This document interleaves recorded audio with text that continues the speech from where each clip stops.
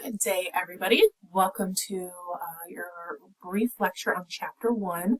I'm going to talk about a couple of concepts in this chapter, but please feel free to read the whole chapter and look through the PowerPoint slides. I'm not going to go over everything, just some specific concepts.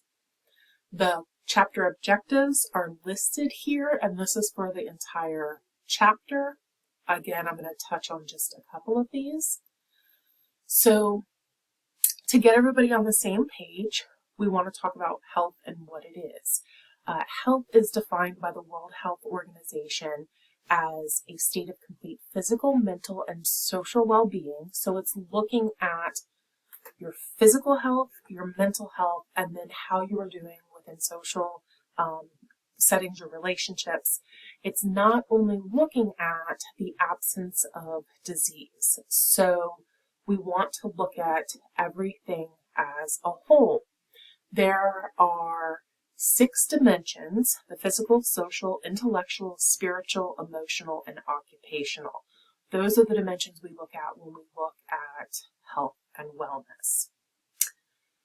We also want to consider the social determinants of health, and these are the conditions in the environment where people are born. So where you're born can impact what your health looks like later in life. Where you live throughout your life can have an impact. There could be environmental factors that could positively or negatively impact your health. The same thing with where you learn, where you work, where you play. Do you live in an environment where there are parks and green space, or is it lots of city streets where you don't really have any safe place to go? There's lots of traffic. You want to look at the places where people worship. And then you also look at age, because as you age, you become at risk for different conditions. And all of these different things together affect your health, your functioning, and your quality of life outcomes and risks. So this is an image or a figure from the text. It's figure 1.3, and it looks at the social determinants of health. So what access do you have to education? What is the quality of the education you're receiving? What does economic stability have to do with your health? What do your social and community contexts impact your health? Your neighborhood and your built environment, how can those impact your health? And then whether or not you have access to health care and the quality of the care that you access. Those are all social determinants of health that we have to think about when we are looking at health overall, and then specifically when we are developing a program or a health education curriculum for a population. So health education is any combination of planned learning activities or experiences where theory and evidence-based or evidence-informed practices, so we're looking into the research to see what's been done previously, and what's worked, we are using that moving forward to try to make sure that we are providing equitable opportunities so that people can gain knowledge, they can change attitudes, improve attitudes, and they can develop skills that are needed to adapt, adopt, and maintain healthy behaviors. That's health education. So it's planned, it's evidence-based, and we're trying to make sure that we're providing equitable opportunities to educate people. Health promotion is planned combination of educational, political, environmental, regulatory, or organizational approaches that support actions and conditions of living and are conducive to the health of individuals, groups, and communities. So it's health education in addition to what's going on in politics, the environment, within an organization, and so forth. So with health education, we're trying to influence your knowledge, your attitudes, your skills, your beliefs, and your values. And by influencing those, that promotes behavior change. We deliver that through communicating, so through classes, through webinars. It could be a seminar. It could be through social media, documents that are disseminated, counseling, etc. There are lots of ways that we can communicate health education information to our population of interest. You want to try to aim your health education and promotion activities or education at different levels of prevention. So we have 3. Primary prevention is trying to reduce the risk and susceptibility of exposure to health threats or prior to disease happening. So something like a health policy where we have a smoking ban. That is reducing the public's exposure to secondhand smoke, and that's a primary prevention method trying to reduce the development of asthma, other respiratory issues, lung cancer, by preventing the exposure in the first place. Secondary prevention is trying to detect and treat a disease in its early stages so that we prevent it from progressing further or from it reoccurring. So this would be something like an annual exam that a woman would go through starting in her late teens or with sexual activity. It's dependent on what the current recommendations are, but you go through an annual exam to make sure that cervical cancer doesn't develop.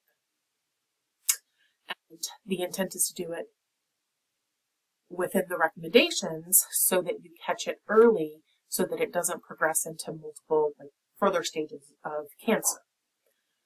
And then finally we have tertiary, which is aimed at reducing the effects of a disease. So trying to rehab somebody who has had a disease or has been injured. Some assumptions of health promotion are that we can change health status. So if somebody is suffering from a health condition, we can help them learn things and change behaviors that can change that health status. Behavior change is very complex and it's difficult, so that is absolutely something that you have to consider. And you need to understand the dynamics of behavior change. Somebody who might be in a situation where they need to make a change, they must be ready to make that change. We can't just mandate it. We have to work with them to teach them why it's important, how they can do it. But in order for them to do it, they must be ready to do it. Health is multidimensional and it's determined by multiple things and fluid interactions. We have to tailor interventions to your participants, whether that's by age, by culture, by population, etc. We've got to look at those social determinants of health because they do have a significant impact on health. And we want to have a well-planned, evidence-based intervention so that we can best impact health behavior to influence healthier lifestyles. So program planning is the intent behind this, and this is where health education specialists become proficient in planning a program, implementing it, and evaluating it. And that's what we're going to talk about this term, focusing on health education curriculum development. So there are reasons why we want to do this in a systematic manner, and those include we want to make you think through the details in advance. You're never going to think about every single thing you need to do to make sure you have a successful program, but thinking through details in advance can help you make sure it's as strong as possible. When you're working with humans, life happens, you can't account for everything, but you can try to make sure you've thought of as much as possible. This helps make your program transparent. It helps keep stakeholders informed about what you're doing, how you're doing it, and that you're doing it well.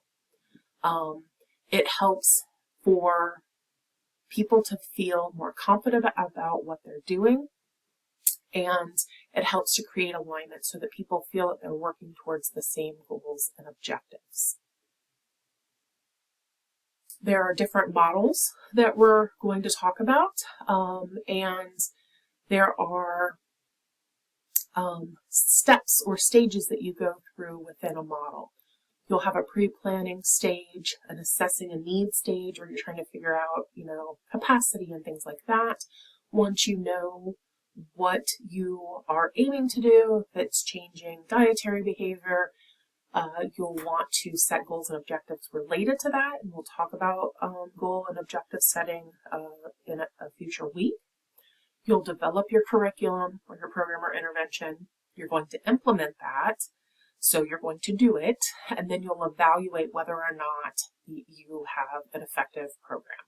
Was there a change? This is an image from the text. Figure 1.6 is the generalized model, and it talks about what happens during pre-planning. So you do your assessment and needs capacity, and you look at what are the needs of your specific population so that you can set priorities for that population. You set your goals and objectives, and we'll talk about SMART objectives in a future week. You figure out your program, how you're going to carry it out, and then you do so, but all of that is very important to consider. So in summary, for week 1, we need health promotion programs. We have a need to help improve knowledge, improve attitudes and behaviors related to health, and all of these improvements can help people lead healthier lives through behavior change. A health education specialist are trained in what this should look like, and then what are some of the limitations that we experience, and what do we need to know or to assume about health promotion and health education. Good program planning. It's not quick. It's not a quick fix. You've got a lot of things you have to go through to get quality information, to understand your population, to have evidence-based information that you're sharing, to be able to determine whether or not your program was effective. And with program planning and curriculum development, you have to put in effort and make sure that you are considering as much as possible, but also understanding you can't plan for everything.